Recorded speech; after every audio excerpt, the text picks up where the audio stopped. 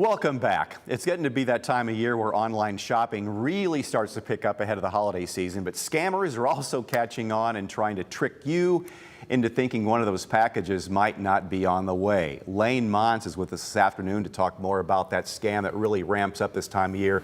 The Better Business Bureau right here. So I guess anytime there's a lot of shopping involved, between whether it's porch pirates or it's the online scammers, man, it's like a minefield out there. It is, Dan, and really online shopping is not going away. It's here to stay. It's going to get more every year. So the scams are going to continue, I'm sure. What are you seeing primarily? What have you been seeing? Anything new? Well, they come in waves, right? So I wouldn't call this new, but the text scams, the false package delivery scams, and the bank fraud alerts are pretty prevalent right now. They come across your phone as a text, and they're very tempting to click on.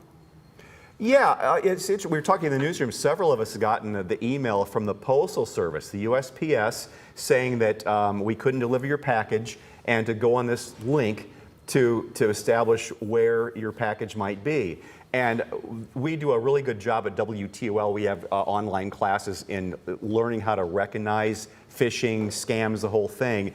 And we all agree that, yeah, you want to put the brakes on that. But like this undeliverable package scam, what do you see with that? Well, so a couple things are going on. One, they may be wanting you to click on the link and then there'll be something nefarious downloaded onto your phone. A virus? Yeah, a virus, some sort of spyware type of thing that will allow them to access your personal information. But most likely what they're looking for is for you to engage. So you engage, they're gonna continue the scam, they're gonna continue the charade, they're gonna ask you for personal information, and they're just gonna use that or sell it on the dark web. And so it's a lot of times it's a stepping stone to additional scams. I mean, I know you keep abreast of a lot of scams going out there, and what's really sad is that most people are really good folks, and we think the best of everybody, and we can't imagine that there'd be any scammers out there. We know they are, but that happens to the other guy, not to me. And just the more open you are in trusting, the more susceptible you are to being nailed, aren't you? Well, so that's very true. When I got the call today from TOL, I just put an announcement out to my staff, has anybody received these fake shipping scams? And 3 people were able to send me texts from the USPS. And I do like how at the very end it says, have a wonderful day or have a great day.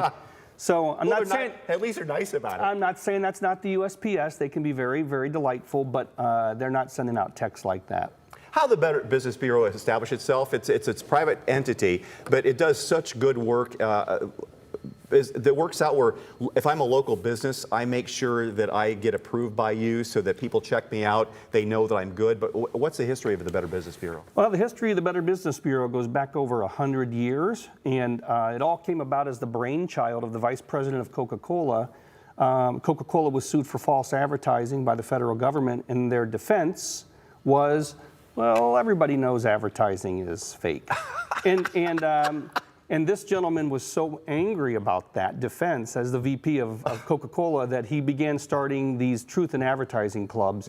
And they grew and they evolved, popped up around the country, and now we're knitted together as one big network under the International Association of Better Business Bureaus. But never let the facts get in the way of a good commercial, right? Yeah, well, that's all BBB did for the first 60 or 70 years was focus on advertising. Well, now that advertising has gone so much to the internet, it's no one entity can police it all, as I think most people know.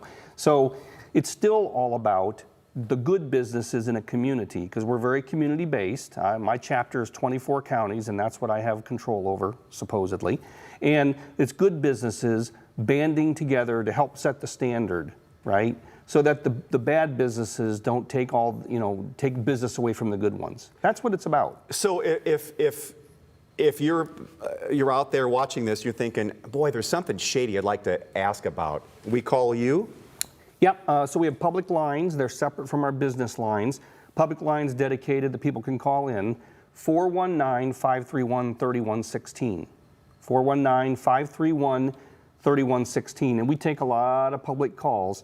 Of course, we're really funded by the businesses that pay membership dues and contribute so that we can carry out the other half of our mission to the public.